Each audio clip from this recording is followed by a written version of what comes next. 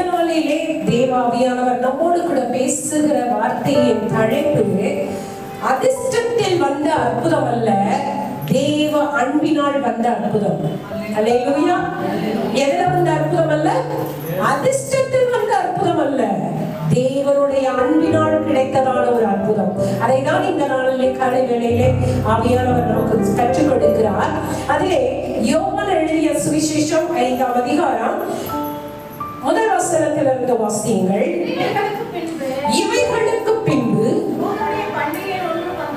யூதருடைய பண்டிகை ஒன்று வந்தது. அப்பொழுது இயேசு எருசலேமுக்கு போனார்.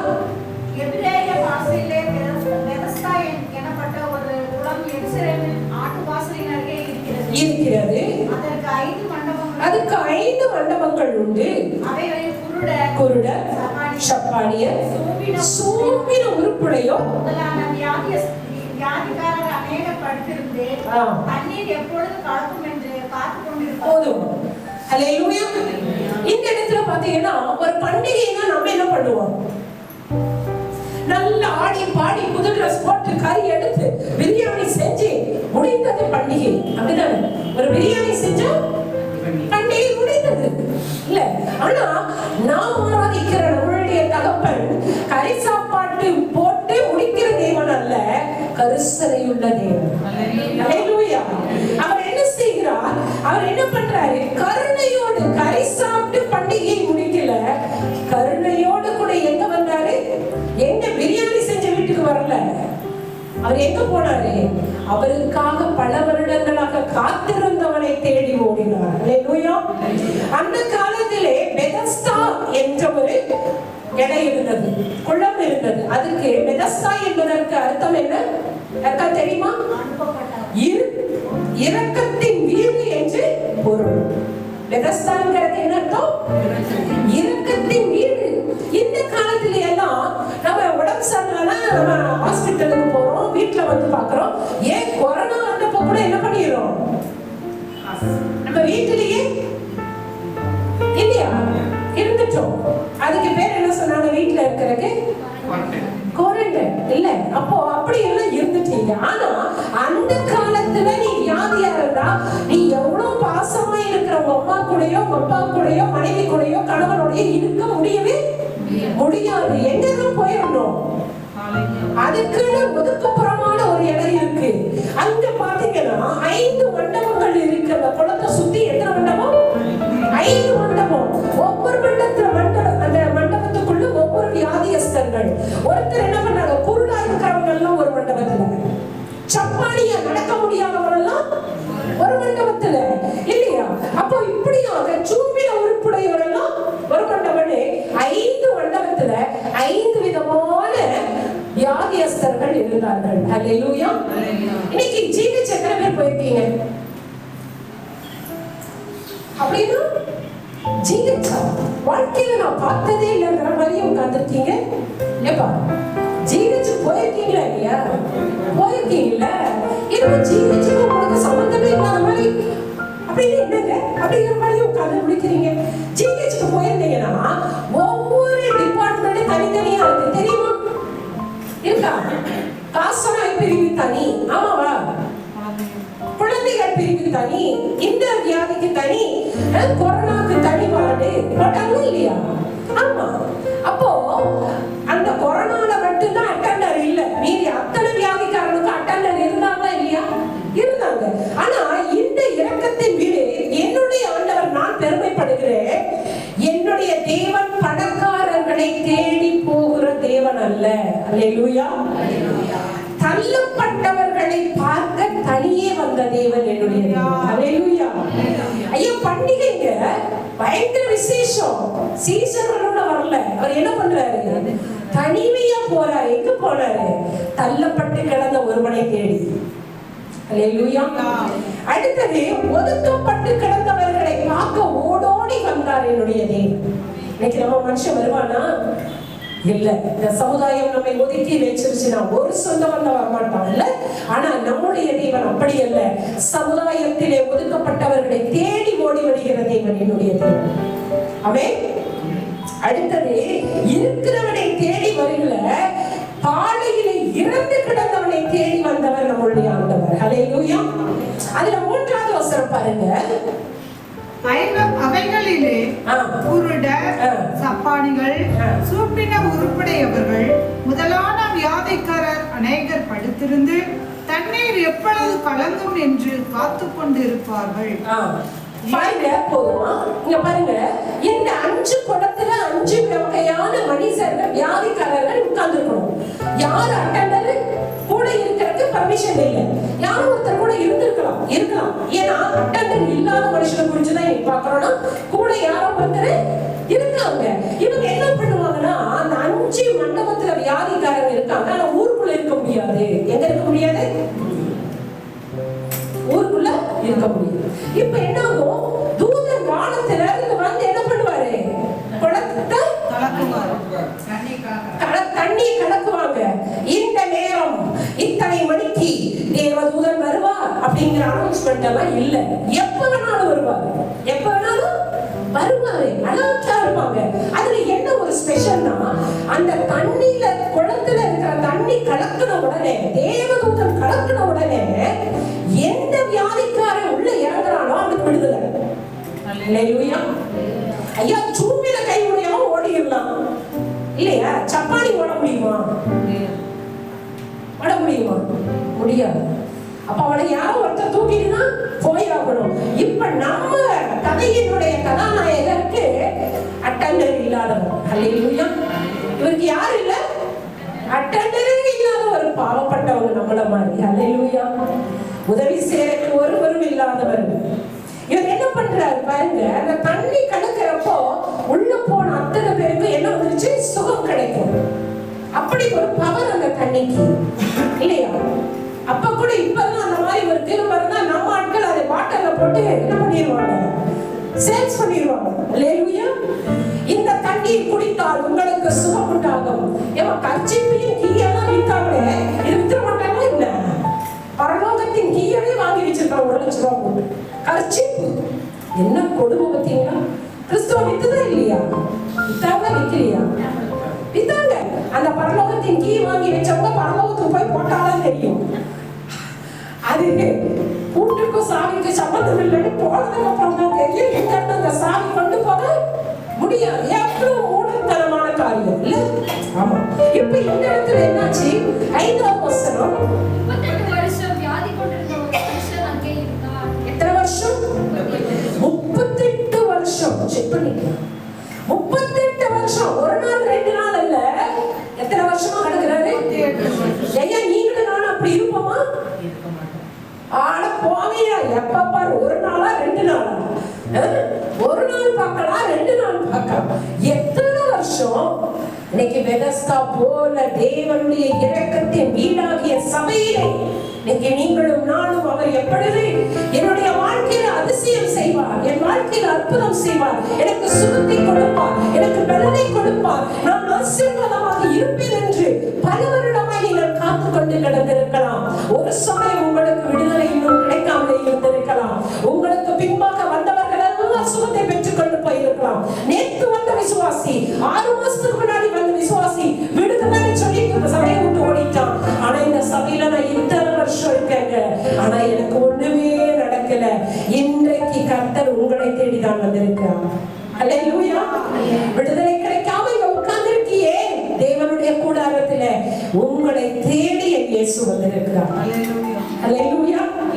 ஏன்னா இந்த பிள்ளைகள் என்னத்தானே உங்களுக்கு உதவி செய்யறதுக்கு இந்த உலகத்தில் ஒருவரும் இல்லை அப்படின்னு யாருக்கு தெரியும்? ஆண்டவருக்கு தெரியும். அல்லேலூயா. எனவேதான் இரக்கத்தின் வீட்டில் இருக்கிற நீங்களும் நானும் இன்றைக்கு வந்தவர்கள் ஆசீர்வதிக்கப்பட்டவர்கள். அப்ப இந்த இடத்துல என்ன நடக்குது?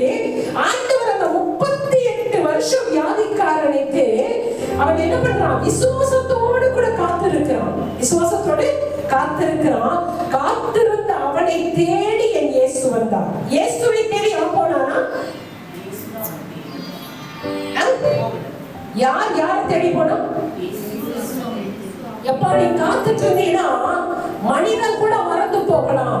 என் தேவன் மாறாதவர். உங்களை தேடி என் தேவன் பரத்தை விட்டு உங்களை தேடி வந்திருக்கிறார். அல்லேலூயா, அல்லேலூயா. அவர் பரத்தை விட்டு நம்ம காத்திருக்கிற, நம்மை தேடி வந்திருக்கிறார். இன்னைக்கு கொஞ்சம் வசதி வந்தாவே நம்ம என்ன செய்ய மாட்டோம்? நம்ம வீடு தேடி கொஞ்சம் நம்மளை விட வசதி ஆயிடுச்சாங்கன்னா நம்ம உடன் பிறந்தவங்களும் சரி மற்றவங்களும் நமக்கு வரவே மாட்டேங்கிறாங்க. ஆனா நம் தேவன் அப்படி அல்ல, நம்மை தேடி வந்திருக்கிறார். அவருக்காக காத்திருக்கிற ஜனமாகிய நம்மை தேடி அவர் வந்திருக்கிறார். வந்து என்ன செய்தார்? 6வது வசனம், படுத்திருந்த அவனை இயேசு கண்டு வெகு காலமாய் வியாதியஸ்தன் என்று அறிந்து சொஸ்தமாக வேண்டும் என்று விரும்புகிறார். போதும். எத்தனை வருஷமா? 38 வருஷமா இருக்கான். அவன் என்ன செய்கிறான்? வெகு காலமா என்ன செய்திருக்கிறான்? அந்த ஒரு வார்த்தை என்ன இருக்கான்? வெகு காலமா என்ன பண்ணிட்டு இருக்கான்? காத்து இருக்கிறான். இருக்கா அந்த வார்த்தை? இருக்கா? எனக்கு எத்தனை பேர் நீங்க காத்து இருக்கீங்க? உங்களுடைய விண்ணப்பத்திற்கு இன்னும் பதில் வரல, காத்திருக்கல. அப்போ இன்னைக்கு உங்களுக்கு பதில் வருது. எத்தனை பேர் ஆன்லைன் சொல்றீங்க? எஸ். எத்தனை வருஷம் நீ ஆனாலும் பரவாயில்ல, இன்றைக்கு வாழ்க்கையில விடுதலை கிடைக்கும். இந்த மீட்டிங்ல எனக்கு ஒரு அற்புதம் கிடைக்கணும். வந்து உட்கார்ந்து இருக்கீங்கல்ல, கர்த்தர் உங்களை தேடி வந்து விட்டார். அல்லேலூயா. நம்மை தேடி இயேசு வந்திருக்கிறார். அவன் 38 வருஷமா இருக்கலாம், ஆனா அவன் நம்பிக்கை விடல. அவன் இப்படி படுத்திருக்கிறவன் என்று கண்டு இன்னைக்கு இயேசு பார்த்துட்டாவே நம்ம வாழ்க்கை மாறிடும். என் இயேசு சுவாமியினுடைய பார்வை பட்டாவே நம்முடைய வாழ்க்கை மாறிடும். அப்படிப்பட்ட பார்வை அந்த பார்வை. உலக மனிதர்கள் பார்க்கிறவரை பார்க்க மாட்டார். அவர் இரக்கத்தின் பார்வை, நம்முடைய உள்ளான இருதயத்தின் மன வேதனையை அவர் பார்க்கிறவராய் இருக்கிறார். அவர் என்ன செய்கிறார்? அவன் அற்புதத்திற்காக காத்திருக்கிறான் என்று சொல்லி அவன் என்ன செய்கிறார்? 6வது வசனம், படுத்திருந்த அவனை இயேசு கண்டு வெகு காலமாய் வியாதியஸ்தன் என்று அறிந்து. அவன் கேட்கிறேன், வெகு காலமா வியாதியஸ்தன். ஏமா வெகு காலம்? சில நேரங்களில நாம் தகுதிப்படுறதுக்கு அந்த 38 வருஷம் அவசியமா இருக்கு. அல்லேலூயா. எத்தனை வருஷம்? ஏன்னா நம்ம அவ்வளவு கல்லான இருதயமா இருக்கு. ஒரு சில கேரக்டர் மட்டும் மாறல. அதனாலதான் அற்புதம் நடக்கல. அதனாலதான் குளத்துல கொண்டு போய் இறங்குறதுக்கு உனக்கு ஆள் இல்ல. ஏன் இன்னும் நீ என்னாகல? முழுமையாக மாற்றப்படல, மனம் திரும்பல. உங்களுக்குள் ஏதோ ஒரு கழுகு ஒட்டிட்டு இருக்கு, ஏதோ ஒரு குறை இருக்கிறது, ஏதோ கர்த்தருக்கு பிரியமில்லாத காரியம் இருக்கலாம், அல்லது ஏதோ ஒரு காரியம் நீங்கள் மாற வேண்டியது அவசியமாய் இருக்கிறது. அதனாலே கர்த்தர் நீங்கள் மனம் திரும்புகிற வரைக்கும் கர்த்தர் காத்துக் கொண்டு இருக்கிறார். அல்லேலூயா. நீங்க மனம் திரும்பின பொழுது கர்த்தர் உங்களை தேடி வருவார். நீ முழுமையா, இன்னைக்கு நான் சொல்லுவேன், ஒரு அழகான பாத்திரம் இருக்கு, நிறைய ப்ராசஸ்க்கு கடைசியா திருவையின் மேல, உயிர்களுடைய திருவையின் மேல அந்த களிமண் கொஞ்சம் எடுத்து வைக்கிறாங்க, கொஞ்சம் மண்ணு. அந்த தோடு மண்ணை பாக்குறப்ப இதுல என்ன செய்ய முடியும் நம்ம நினைக்கலாம். ஆனா அந்த குயவன் அந்த திருகையை சுத்திட்டு தன்னுடைய 2 கையும் உள்ளும் புறமும் வச்சு அப்படியே ஷேப் பண்ணுவார். அதற்கீங்களா அழகா ஷேப் பண்ணுவாரு. நான் பார்த்துட்டே இருக்கேன் சில நேரம் வீடியோஸ்ல எல்லாம். ஆஹா, அழகான டம்ளர் ஆயிடுச்சு அப்படின்னு நினைச்சு முடிக்கிறப்போ, இதை எடுத்துருவா நினைக்கிறப்போ உடனே அந்த ஷேப்பை மாத்துவார். அடடா, நல்லாதான் இருந்துச்சு, ஏன் அந்த மனுஷன் எடுக்கல? நீங்க நினைச்ச பாத்திரம் அது இல்ல, அந்த குயவன் நினைச்ச பாத்திரம் வரணும்.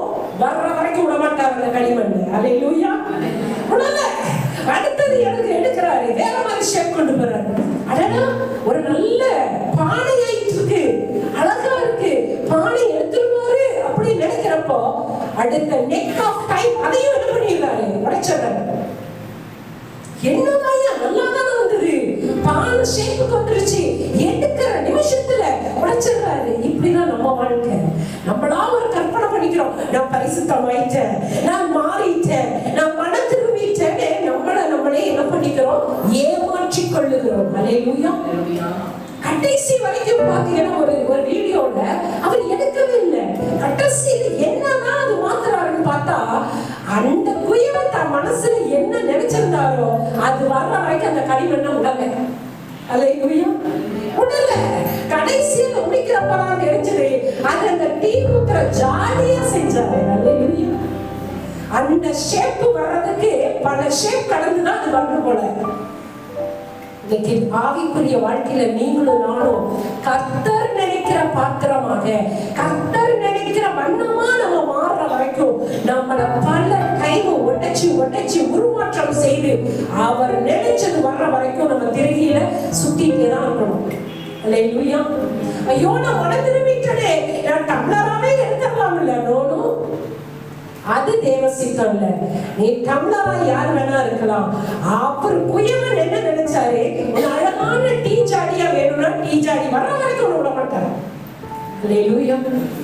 அப்ப நீங்க ஒன்னே ஒண்ணுதான் தெரிஞ்சுக்கணும், ஆண்டவரே இன்னும் நான் ஏதோ ஒரு காரியத்திலே மனமாற வேண்டும் என்று நீ விரும்புகிறேன். நான் என்னை தாழ்த்துகிறேன் சுவாமி. எனக்கு என்ன காரியத்துல நான் மாறணும்னு எனக்கு தெரியல. என் கேரக்டர்ல மாறணுமா, என் பேச்சுல ஒரு சமயம் நான் மாறணுமா, என் சிந்தையில நான் மாறணுமான்னு எனக்கு தெரியல. ஆனா நான் ஒண்ணு சொல்றேன், என்னை நான் முழுமையா சரண்டர் பண்றேன். என்னை நீங்க உமக்கே ஏற்ற பாத்திரமா மாத்தி எனக்கு ஒரு விடுதலை கொடுங்கப்பா. அல்லேலூயா. குயவன் புரிந்து கொள்வாரா? புரிந்து கொள்ள மாட்டார். கண்டிப்பா புரிஞ்சுக்குவார். அல்லேலூயா. அல்லேலூயா. அப்ப இந்த இடத்துல என்ன நடக்குது? ஒரு பெரிய அற்புதத்தை தேவன் செய்கிறார். அவர் என்ன செய்கிறாரு? நெடுநாள் வியாதியா இருக்கிறான் என்று அவர் அறிந்து அவர்கிட்ட என்ன கேட்கிறாராம்? என்ன கேட்கிறாரு? இது என்ன ஒரு கேள்வி இல்ல? நம்ம நினைக்கிறோம்ல, நினைக்கிறோமா? அவனே முடியாம படுத்திருக்கான், 38 வருஷம் காத்திருக்கான். அவன்கிட்ட போய் என்ன கேட்கிறாரு? நீ சுகமாக விரும்புறியா? அவன் அதுக்குதானே படுத்திருக்கான் அப்படின்னு நீங்களும் நானும் நினைக்கிறோம்ல. அதுதான் இல்ல. ஏன்னா நம்முடைய தேவன் அவருடைய சித்தத்தை திணிக்கிற தேவன் அல்ல, உங்களுடைய என்னுடைய விருப்பத்தை நிறைவேற்றுகிற தேவன். அல்லேலூயா. புரியுதா? அவர் விரும்பி செய்யல. அவன் 38 வருஷமா கூட இருக்கலாம். ஆனா வேதாகமத்தில் அற்புதம் நடக்கிற ஒவ்வொரு இடத்துல நீங்க பாத்தீங்கன்னா அந்த வியாதியஸ்தர்களை கேட்கிறார், உனக்கு என்ன வேணும்? அல்லேலூயா. அல்லேலூயா. 38 வருஷமா அவன் இருந்துட்டான் படுக்கையிலேயே. ஆண்டவரே நான் இப்படியே இருந்துட்டேன், எனக்கு ஒரு பங்களா கொடுங்கன்னு கூட கேட்கலாம்ல. அவரும் பார்த்து ஒரு சுகம் கொடுத்துட்டாங்க. எதுக்கு 38 வருஷமா நான் பழகி போச்சு. நான் இந்த இடத்துல இல்லாம தனியா ஒரு மண்டபம் கட்டி நிறைய வேலையாட்கள் வச்சிருக்கலாம்லன்னு கேட்டுக்கலாம்.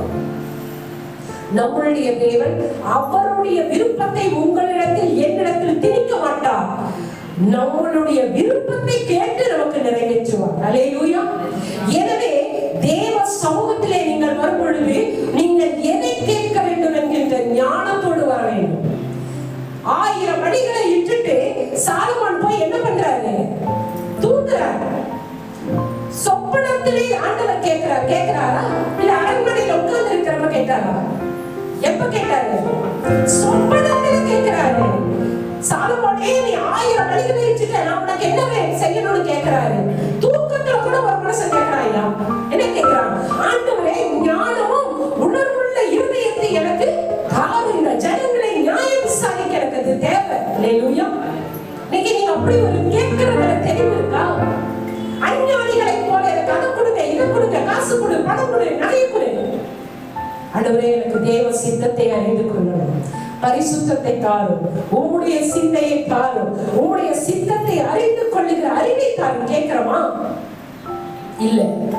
அஞ்ஞானிகளை போல நீங்க கேட்கிறீங்க, உலக காரியங்களை கேட்கிறீங்க, தேவன் விரும்புகிறதை நீங்க கேட்கறது இல்லை. அல்லேலூயா. வேதம் சொல்லுகிறது, இதுவரைக்கும் என்னுடைய நாமத்தினாலே நீங்கள் ஒன்றையும் கேட்கவில்லை. என்ன கேட்கலையா? இதுவரையும் தேவ சித்தத்தை அறிந்து நீங்க நான் கேட்கல. கேட்டுனா உங்களுக்கு உடனே கிடைச்சிருக்கும். ஏன் காலத்தாமதம்? இன்னும் நீங்க மாறல, இன்னும் நீ ஷேப் ஆகல, இன்னும் நீ ஒப்பு கொடுக்கல. தேவ சித்தத்தை நீங்கள் கேட்க இன்னும் முடிவு பண்ணல. அதான் ரெஸ்பான்ஸ் ஐயா இழுதமாய் பாடுகிறார். எப்படி நான் ஜெபிக்க வேண்டும், எதற்காக ஜெபிக்க வேண்டும்? கற்றுத்தாரும் ஆவியானவரே. அல்லேலூயா. ஜெபத்துல உட்காரும் பொழுது எப்படி கேட்கணும்? ஆண்டவரே உங்ககிட்ட என்ன கேட்கணுங்கிற ஞானம் எனக்கு இல்ல, அதை கொடுங்க. அல்லேலூயா. நான் எப்படியாவது எனக்கு விரோதமாய் வருகிறவரை அழிக்க எனக்கு வாயை தாரும் கேட்டாங்க. என்ன கேட்கணும்? எப்படி ஜெபிக்க வேண்டும்ங்கிற ஞானத்தை எனக்கு தாரு. ஹல்லேலூயா. கேட்டீர்கள் என்றால் அந்த ஞானத்தை கர்த்தர் நமக்கு தருவார். ஹல்லேலூயா. கர்த்தருடைய சமூகத்திலே மிகுந்த ஞானமாய் பேச வேண்டும். பிரசங்கி 3 சொல்லுகிறது, அவர் மூடரில் பிரியப்படுகிற தேவன் அல்ல, அவர் பரலோகத்திலே இருக்கிறார், பூமியிலே இருக்கிறார். உன்னுடைய வாயின் வார்த்தைகள் எப்படி இருக்கணும்? சுருக்கமா. இன்னைக்கு முதலமைச்சர் கிட்ட உங்களுக்கு ஒரு அப்பாயின்மெண்ட் வாங்கி கொடுக்கறாங்கன்னு வச்சுக்கோங்க. உங்களுக்கான டைமிங் 5 நிமிஷம் தான் அதிகபட்சம். அந்த 5 நிமிஷத்துல நீங்க போனோம்னே நல்லா இருக்கீங்களா, உங்க பொண்டாட்டி நல்லா இருக்காங்களா, உங்க பேரண்டைக்கு நல்லா தூக்கி போட வந்தம்மாங்க இதுக்கு அவங்களுக்கு டைம். அந்த 5 நிமிஷத்துக்குள்ள என்ன செய்யணும்? போறப்போ ஒரு வணக்கத்தை போட்டு, ஐயா என்னுடைய மனு இப்படி இருக்குங்க, எனக்கு இது கிடைக்கலீங்க, அவ்வளவுதான். உடனே சாங்ஷன் பண்ணி அனுப்பிச்சிருவார். ஹல்லேலூயா. ஒரு சாதாரண ஒரு முதலமைச்சருக்கே அந்த டைமிங் வேல்யூனா, வானத்தையும் பூமியும் உண்டாக்கின என்னுடைய தேவன் எத்தனை லட்ச லட்சம் மக்களுக்கு தேவைகளை சந்திக்க வேண்டியது அவசியமா இருக்கிறது. அவர் உன்னை நோக்கி வரும் பொழுது, நம்மை நோக்கி வரும் பொழுது வேண்டிக் கொள்கிறது இன்னதென்று நீங்கள் நிதானித்து அறியாததினாலே, அஞ்ஞானிகளைப் போல கேட்பதினாலே அவர் கடந்து போய்விடுகிறார். இன்னும் உனக்கு கேட்கறதுக்கு ஞானம் இல்லை. ஹல்லேலூயா. வேதம் சொல்லுகிறது, ஒருவன் ஞானத்தில் குறைவுள்ளவனாய் இருந்தால் சம்பூர்ணமாய் கொடுக்கிறவனிடத்தில் கேட்டு பெற்றுக்கொள். கேளு. ஆண்டவரே எப்படி இதுக்கு ஜெபம் பண்ணணும்னு எனக்கு தெரியல, சொல்லி கொடுங்க. கேளுங்க, சொல்லி கொடுங்க. எனக்கு சமையலே சொல்லி தராருன்னா உங்களுக்கு எல்லாம் சொல்லி தர மாட்டாரா? ஹல்லேலூயா. ஆமா, எங்க அப்பா எல்லாம் சொல்லி தராரு. அருமையான தேவ பிள்ளை, இந்த 38 வருட வியாதிக்காரனை பார்த்து கேட்கிறார், உனக்கு என்ன வேணும் பாரு கேட்கிறார். உனக்கு என்ன வேணும்? இன்னைக்கு அப்படி ஆண்டவர் உங்ககிட்ட வந்து கேட்டா நீங்க என்ன சொல்லுவீங்க? ஆண்டவரே வந்து கேட்டு நீ முடிக்கிறக்குள்ள அவருக்கு 4 வீதி கலந்து போயிடுவார். ஆண்டவரே எப்பொழுதும் பரிசுத்தமான வாழ்க்கை எனக்கு வேணும். ஆண்டவரே உமக்கு பிரியமான வாழ்க்கை எனக்கு வேணும். நீர் விரும்புகிற வாழ்க்கை நான் வாழணும், இதுதான் என் ஆசை. கர்த்தர் உடனே சாங்ஷன் பண்ணிட்டு போயிடுவார். ஹல்லேலூயா. அப்ப இந்த 38 வருட படுக்கையில கிடந்தவனை பார்த்து கேட்கிறார், உனக்கு என்ன வேண்டும்? அடுத்தவன் என்ன சொல்றான் பாருங்க, 7வது வசனம். ஆண்டவரே, தண்ணீர் கலக்கப்படும் போது என்னை குளத்தில் கொண்டு போய் விடுகிறதற்கு ஒருவரும் இல்லை. நல்லா தெரிஞ்சுக்குங்க. இதை தியானிக்கும் பொழுது ஆண்டவருக்கு நான் கேட்கிறேன், ஒரே ஒத்தவரை இந்த சில பேர் பேசுவாங்க பத்தியா? போனீங்களா? சாப்பிட்டீங்களா? அங்க போன வேலையெல்லாம் முடிஞ்சுதா? கேள்விப்பட்டிருக்கீங்களா? எத்தனை என்ன வரையும் வரும்? ஒரே ஒரு இதுதான் பதில். இதுதான் பதிலா இருக்கும். இல்ல பேசுறாங்க, பாத்திருக்கீங்களா? ஆமா இல்ல, ஆமா இல்ல. இந்த இடத்துல இந்த மனுஷன் கூட அப்படி சொல்லி இருக்கலாம். நீ விரும்புகிறாயா? நீங்களாக என்ன சொல்வீங்க? ஆமா. அதோட இப்படிதானே இருப்பீங்க. ஆனா அவன் எக்ஸ்பிளைன் பண்றான், ஐயா விரும்புறேன் ஐயா, தன்னுடைய நிலையை சொல்றான் பாருங்க. ஐயா நான் விரும்புறேன், ஆனா குளம் கலக்கிறப்ப என்னை கொண்டு போய் விடுறது யாருமே இல்லைங்க. நான் முயற்சி பண்ணி, என் சுய முயற்சி பண்ணி தப்பி தவறி அங்க போறதுக்குள்ள யாரோ ஒருத்தர் வந்து இன்னைக்கு தேவ சமூகத்துல நம்ம சொல்லாம ஊர் முழுவதும் உங்க பிரச்சனையை நீங்க சொல்றதுனாலதான் விடுதலை. ஹல்லேலூயா. சொல்ல வேண்டியவர்கிட்ட சொல்ல மாட்டோம். புரியுதா உங்களுக்கு? சொல்ல வேண்டியது யாருங்க? அவர்கிட்ட நம்ம பிரச்சனையை சொல்றோமா? ஆனா பக்கத்து வீட்டுக்காரங்கிட்ட, ஃப்ரெண்டு கிட்ட மணிக்கணக்கா எல்லாத்தையும் ஒப்பிக்கிறோம். எனக்கு அப்படி பிரச்சனைப்பா, எனக்கு இப்படி பிரச்சனைப்பா. அவன் என்ன பண்ணுவா? ஒண்ணும் பண்ண முடியாது இல்லையா? ஆனா இந்த 38 வருஷம் வியாதிக்காரன் தெளிவா இருக்கான். ஆண்டவர் கேட்கிறார், நீ விரும்புறியா? ஆமா ஆண்டவரே நான் விரும்புகிறேன். அப்படியே நிறுத்தல. ஆண்டவரே நான் பலமுறை முயற்சி பண்ணேன், ஆனா என்னை கொண்டு போய் விடுறதுக்கு யாரும் இல்லைங்கப்பா. ஹல்லேலூயா. ஹல்லேலூயா. பேச வேண்டிய இடத்துல நீங்க பேசலன்னா மூடனும் ஞானியாவான் பைபிள் சொல்லுது. ஹல்லேலூயா. நீங்க பேச வேண்டிய இடத்துல மூணு இருப்பீங்க, பேச வேண்டாம் இடத்துல பேசுவீங்க. அப்படிதானே? அதுக்குதான் ஞானம் வேணும். இந்த இடத்துல அவன் என்ன சொல்றான்? இந்த குளத்தில் கொண்டு போய் உடனே எனக்கு யாருமே இல்ல, எனக்கு உதவி செய்யறதுக்கு ஆள் இல்ல, அனாதையா இருக்கங்க. ஹல்லேலூயா. இங்க வந்திருக்கிறோம் நம்மளுக்கு கூட அப்படிதானே. ஆண்டவரே இந்த உலகத்துல எங்களுக்கு உதவி செய்யறதுக்கு உங்களை தவிர யாருமே இல்லை ஆண்டவரே. நான் உங்களை மட்டும்தான் நம்பி இருக்கேன். என் வாழ்க்கையில இந்த பிரச்சனை இத்தனை வருஷமா ஓடிட்டு இருக்கு. ஒருத்தரே எனக்கு விடுதலை கொடுக்கறதுக்கு இல்லையே. யாருமே எனக்கு திரும்பி பார்க்க மாட்டேங்கிறாங்களே ஆண்டவரே, ஆனாலும் நான் இந்த இடத்துல நம்பி உட்கார்ந்திருக்கேன். ஆனாலும் ஏசாமி நான் உடல. ஏசப்பா என்னைக்காவது ஒரு நாள் அந்த 38 வருஷக்காரனை நினைவு கூர்ந்தது போல என்னையும் நினைவு கூறுவாருங்கிற நம்பிதானே வந்திருக்கேன். அல்லேலூயா. வந்த நீங்கள் ஆசீர்வதிக்கப்பட்டவர்கள். கர்த்தர் நிச்சயமாக அந்த 38 வருட படித்த படுக்கைக்காரனை தேடி வந்த தேவன் இன்றைக்கு நம்மையும் தேடி வந்திருக்கிறார்.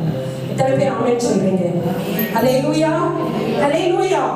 அடுத்தது 8வது வசனம். இயேசு அவனை நோக்கி, எழுந்திரு, உன் படுக்கையை எடுத்துக்கொண்டு நட என்றார். போதும். இயேசு அவனை பார்க்கிறார். அந்த பேச்சிலே, அவனுடைய பேச்சிலே என்ன இருக்கு?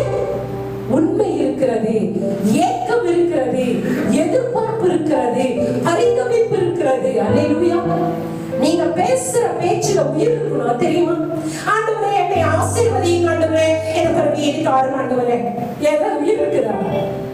போற இடத்துல அப்படி தூக்கி வீசிட்டு போற மாதிரி இல்ல. வேல்யூ.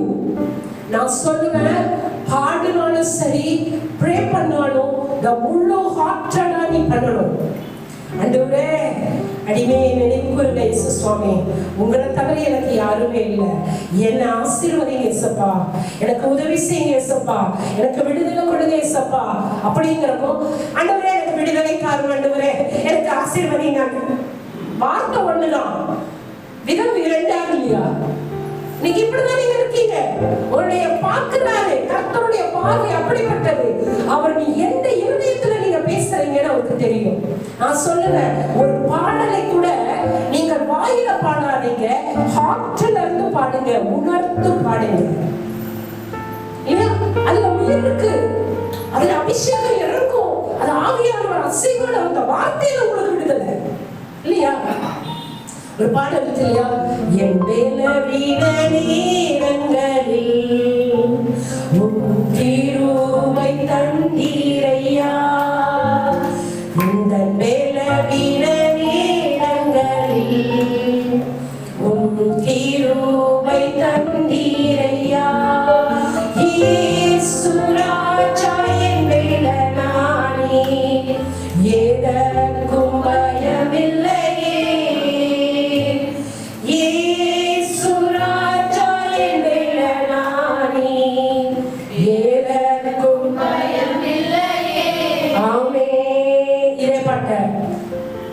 எந்த பலவீன நேரங்களில் உம் கிருபை தந்தீரையா. வாய் பாடுகையா, இருதயம் அப்படி கப்புன்னு அமைங்களா இருக்கு இல்ல, வார்த்தைகள்ல உயிர் இருக்கிறது. பாடும் பொழுது வார்த்தைகளை உணர்ந்து தியானித்து பாடும் பொழுது அந்த நிமிஷத்திலே விடுதலை உண்டு. அல்லேலூயா.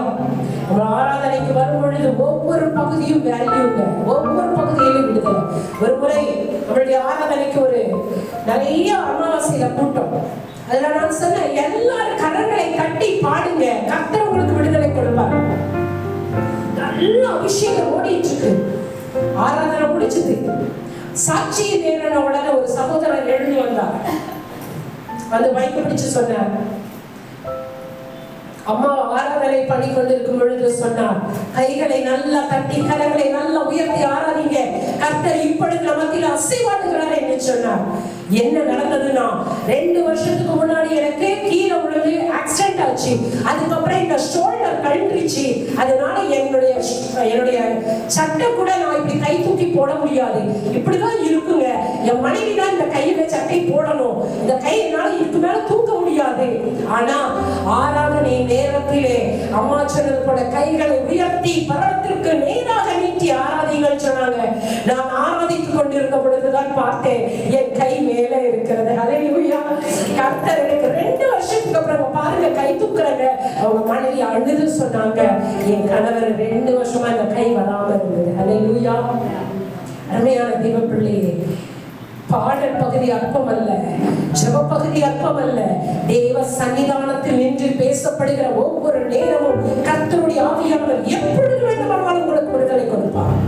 எப்பொழுது காத்துக்கொண்டே இருக்கணும்.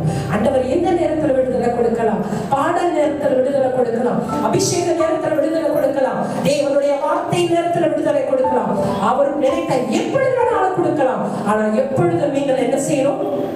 காத்திருக்கணும். அவர் கேட்ட உடனே டக்குன்னு நீங்க பதில் சொல்லணும். உங்களுக்கு விரும்புறையான்னு கேட்ட ஆமாங்க ஆண்டவரே நான் விரும்புறேன்ப்பா அப்படின்னு நீங்க உடனே சொல்லி பெற்றுக்கொள்ள நீங்கள் ஆயத்தம் உள்ளவர்களாக இருக்கணும். இந்த 38 வருஷக்காரன் சொல்றான், அவரை பார்க்கிறாரு, அந்த பார்வையில அவனுக்குள்ள இருந்த ஏக்கம், அவனுக்குள்ள இருந்த தவிப்பு, அவனுக்கு இருந்த தோல்வியின் அவமானம், 38 வருஷம் படுத்த படுக்கையின் வேதனை அவனை போட்டு மாட்டுகிற என் தேவன் பார்த்தார். அருமையான தேவ பிள்ளையே, மனுஷன் பார்க்கிற வண்ணமாக என் தேவன் ஒரு நாளும் பார்ப்பதில்லை. மனுஷன் உன் முகத்தை பார்க்கலாம், உன் வசதியை பார்க்கலாம், உன் அழகு பார்க்கலாம், உன் பர்சனாலிட்டி பார்க்கலாம். ஆனா என் தேவன் உனக்குள் இருக்கிற வேதனைகளையும் கண்ணீரையும் அவமானத்தையும் நிந்தையையும் போராட்டத்தையும் பார்க்கிற தேவன் என்னுடைய தேவன். ஹல்லேலூயா. மனிதன் பார்க்கிற வண்ணமாக அவர் பார்ப்பதே இல்லை.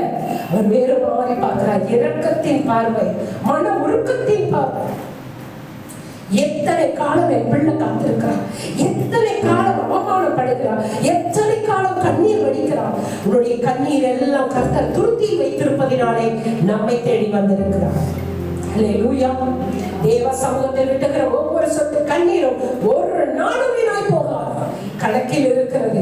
எதற்காக நீ வடித்தாயோ அந்த காரியத்தில் கர்த்தர் பதிலளித்தே தருவார். ஏனால் என் தேவன் இரக்கத்தின் தேவன். அவர் பார்க்கிறார், பார்த்த உடனே சொல்றாரு எழுந்து நட. யார பார்த்து சொல்றாரு? நேற்று உள்ளவனை பார்த்தல்ல, 38 வருஷம் வியாதிக்காரனை கையை பிடிச்சு தூக்கல, ஜஸ்ட் ஒரு வார்த்தை. ஹல்லேலூயா. என்ன சொல்றாரு? ஒரே ஒரு 9ஆம் வசனம், உடனே அந்த மனுஷன் சுஸ்தமானான். ஹல்லேலூயா. ஏங்க நீங்க நம்புவீங்களா? 38 வருஷமா படுத்திருக்கேன், ஒரு நாள் எந்திரிக்க முடியல, எவனும் கையை பிடிச்சு தூக்கல. ஆனா இன்னைக்கு இயேசு சுவாமி ஒரே வார்த்தை சொல்றாரு, எழுந்துரு. எந்திரிச்சிட்டீங்களா? ஹல்லேலூயா. இதுதான் விசுவாசம். அந்த விசுவாசம் உனக்கு இருக்கா? ஆண்டவர் எனக்கு சுகத்தை கொடுத்துட்டார், பிலீவ் பண்ணிட்டாங்க, கர்த்தர் எனக்கு சுகம் கொடுத்துட்டாருன்னு நீங்க எந்த விசுவாசத்தோட எழுப்புறீங்களோ அன்னைக்கு உங்க வாழ்க்கையில அற்புதம். ஹல்லேலூயா. என்னங்க நேத்து வரைக்கும் மாத்திரை சாப்பிட்டு, நேத்து வரைக்கும் 38 வருஷம் ஒரு நாள் 2 நாள் மாத்திரை இல்லைங்க, 10 வருஷமா சாப்பிடுறேன், எப்படிங்க நல்லா ஆகும்? இன்னும் 30 வருஷம் படுத்துதான் பண்ணணும். ஆனா இவன் பாருங்க, ஒரு கேள்வி கேட்கல, ஒரு நெகட்டிவாவும் கேட்கல. ஆண்டவரே நான் பல முறை ட்ரை பண்ணேன் ஆண்டவரே, எழுந்திருக்கவே முடியாதுன்னு சொன்னானா? அங்க இருக்கா? இல்ல. ஏன் தெரியுமா? தேவனுடைய வார்த்தையில் வல்லமை உண்டு என்பதை அந்த 38 வருட வியாதிக்காரனுக்கு தெரிந்தது. ஆனால் இங்கு வந்து இருக்கிற உங்களுக்கும் எனக்கும் சரியாய் தெரியல. ஹல்லேலூயா. ஒரே வார்த்தை சொல்றாரு, எழுந்திரு. அடுத்த வசனமே சொல்றாரு, என்ன ஆயிடுச்சு? அவன் என்ன பண்றாரு? சொஸ்தமாகி எழுந்திருந்தான். இல்லையா? எழுந்தான். உறவுகளினால முடியல, சுயபலத்தினால முடியல, பலத்தினாலும் அல்ல, பராக்கிரமத்தினாலும் அவனுக்கு சுகம் கிடைக்கல. தேவனுடைய அந்த லட்சணத்துல நம்ம பைபிள் படிக்கிறோம். அந்த வசனம் சொல்லுங்க பார்க்கலாம். சொல்லுங்களேன். வசனம் எல்லாருக்கும் பைபிள் இருக்கு, ஆக மொத்தத்துல பைபிள் படிக்கிறது இல்லை. ஓசியா சொல்றாரு, பலத்தினாலும் அல்ல, பராக்கிரமத்தினாலும் அல்ல, தேவ ஆவியினால் தான் ஆகும். ஹல்லேலூயா. அவனுக்கு சுயமுயற்சி தோல்வி ஆயிடுச்சு, அவனுக்கு பலத்தினாலும் பராக்கிரமத்தினாலும் ஆகல. இப்ப தேவ ஆவியானவர் அவரை தேடி வந்திருக்காரு. அவனுக்கு தெரிஞ்சிருச்சு, வானத்தையும் பூமியை உண்டாக்கின தேவன் ஒரு வார்த்தையில வானத்தையும் பூமியை உண்டாக்க முடியும், செத்து போன லாசருவை உயிர்ப்பிக்க முடியும், எனக்குள் செத்து போய் கிடக்கிற உறுப்புகளை என் தேவன் உயிரோடு எழுப்பிட்டார். ஹல்லேலூயா. அவன் பிலீவ் பண்றான், அதை விசுவாசிக்கிறான், பெற்றுக்கொண்டான். இந்த எத்தனை சத்தியத்தை கேட்டாலும் நீங்கள் எவ்வளவு விசுவாசிக்கிறீர்களோ அப்பொழுதுதான் பெற்றுக்கொள்ள முடியும். ஊழியக்காரனால முடியாது. Let's believe. நீங்க நம்பிக்கிற நம்பிக்கையில தான் உங்களுக்கு விடுதலை. ஹல்லேலூயா. கர்த்தர் எனக்கு விடுதலை கொடுத்துட்டார், நான் கொடுத்துட்டேன். எதுவுமே எதற்கு கேட்கல, ஆண்டவரே இது எப்படி ஆகும்னா கேட்கல. அவர் உடனே எழுந்தார். ஹல்லேலூயா. அந்த வித்தின் செகண்ட் அவர் சொன்ன உடனே கீழ்ப்படியறீங்க பத்தியா, அதுதான் கர்த்தர் பார்க்கிறார். வாழ்க்கையில விடுதலைமா? எஸ், விடுதலை கொடுத்துட்டாரு. நீங்க நம்புறீங்க பாத்தீங்களா, அதுதான் உங்க வாழ்க்கையில பெரிய காரியத்தை செய்யும். இவர் உடனே எழுந்துட்டாரு. இப்போ இந்த பெதஸ்தா குளத்துல 38 வருஷமா இருந்தால் கிறிஸ்துவன் அல்ல. நல்லா தெரிஞ்சுக்கீங்க, யார் இல்ல? பரம்பரை கிறிஸ்துவன் அல்ல, பாரம்பரிய கிறிஸ்துவன் அல்ல, இயேசு சுவாமியை பத்தி கேட்கிறவன் அல்ல. யாருன்னே தெரியாத ஒரு புறமார்க்கத்தான். அல்லேலூயா. இவனுக்கு ஏன்பா வியாதி வந்தது? அதே அதிகாரம் 14வது வசனம் படிக்க பார்க்கலாம். அதற்கு பின்பு இயேசு அவனை தேவாலயத்திலே கண்டு இதோ நீ சொஸ்தமானாய் அதிக கேடானது ஒன்றும் உனக்கு வராதபடி இனி பாவம் செய்யாதே என்றார். ஆமென். அல்லேலூயா. அம்மா ஏன் படுக்கையா 38 வருஷமா அதிக கேடான பாவம் செய்ததுனால அவன் படுத்துட்டான். அருமையான பிள்ளையே, சில நேரங்களில அந்த பாவத்தை அவன் உணர்ந்து அவன் சரியாகிறதுக்கு எத்தனை வருஷம் தேவைப்பட்டுச்சு? 38 வருஷம் மனம் திரும்புறதுக்கு. அதனாலதான் ஆண்டவர் அந்த மனம் திரும்பின பிறகுதான் வந்து அவரை சொஸ்தமாக்கினார். ஹல்லேலூயா. இந்த இடத்துல அந்த மனுஷனை பார்த்து சொல்றாரு, நீ என்ன பண்ண? அதிக கேடான ஒன்று நீ என்ன பண்ணாத? செய்யாத. அதுக்கப்புறம் அவன் எங்க இருந்தானா? தேவாலயத்திலே இருந்தான். ஹல்லேலூயா. இன்னைக்கு சுகம் பெற்றவர்கள் எல்லாம் தேவாலயத்தில் இருக்காங்களா? இல்ல. அருமையான தேவ பிள்ளைகளே, இன்றைக்கு கர்த்தர் உங்களை தேடி வந்திருக்கிறார். எத்தனை பேர் ஆமென் சொல்றீங்க? அல்லேலூயா. எல்லாரும் எழுந்து நின்று கர்த்தருடைய நாமத்திற்கு மகிமை உண்டாகும்படியாக, ஆண்டவரே, அந்த 38 வருட வியாதிக்காரனை சுஸ்தமாக்கின தேவன் இதோ எங்களையும் நீர் கர்த்தாவே அற்புதமாக சுஸ்தமாக்க போறீங்க. அதற்காக உமக்கு நன்றி சுவாமி. ஓ ஹல்லேலூயா. ராஜாவே, உம்மை நன்றியோடு துதிக்கிறோம், ஸ்தோத்திரிக்கிறோம் ஆண்டவரே. அப்பா, இந்த நாளிலே கர்த்தாவே நல்ல வார்த்தைகளை எங்களுக்கு கொடுத்தீங்க. அந்த 38 வியாதிக்காரனை, வருஷமா வியாதியா கடந்த மனுஷனை தேடி வந்து நீங்க அவருக்கு விடுதலை கொடுத்தீங்க. எங்களையும் தேடி வந்திருக்கீங்கப்பா. நீங்க எங்களுக்கு விடுதலை கொடுக்க போறீங்க. அதற்காக நாங்க விசுவாசிக்கிறோம். எங்களை ஆண்டவரை தகுதிப்படுத்துங்கப்பா. அவன் எழுந்துருன்னு சொன்ன உடனே எழுதுன ஆண்டவரே, எங்களுக்குள்ள அந்த விசுவாசம் இல்லையே. பல வருஷம் சத்தியம் கேட்கிறோம், ஆனாலும் எங்களுக்கு அந்த விசுவாசம் குறைவா இருக்கு ஆண்டவரே. இந்த நாளிலே நாங்களும் பிலீவ் பண்றோம். எங்க வாழ்க்கையில இருக்கிற எல்லா பிரச்சனையில இருந்தோம் எங்களை விடுவிக்கிற தேவனா இருக்கீங்க, எங்களை விடுதலையாக்குற தேவனா இருக்கீங்க. அதற்காக ஸ்தோத்திரிக்கிறோம் சுவாமி. கேட்ட சத்தியத்துக்காக கேட்டுக்கொண்டிருக்கிற ஒவ்வொருவரும் இதை சத்தியத்தை கேட்கிற பார்க்கிற ஒவ்வொருவருக்கும் விடுதலை உண்டாகட்டும். நீங்க பிலீவ் பண்ணுங்க. கர்த்தர் என் வாழ்க்கையில அற்புதத்தை செய்து விட்டார் என்று விசுவாசிங்க. கர்த்தருடைய மகிமை நீங்க காண போறீங்க. வேதம் சொல்லுகிறது, நீ விசுவாசித்தால் தேவ மகிமை காண்பாய் என்று சொல்லுகிறார். அதே போல நீங்கள் விசுவாசித்தால் தேவ மகிமை காண்பீர்கள். கேட்ட சத்தியத்துக்காக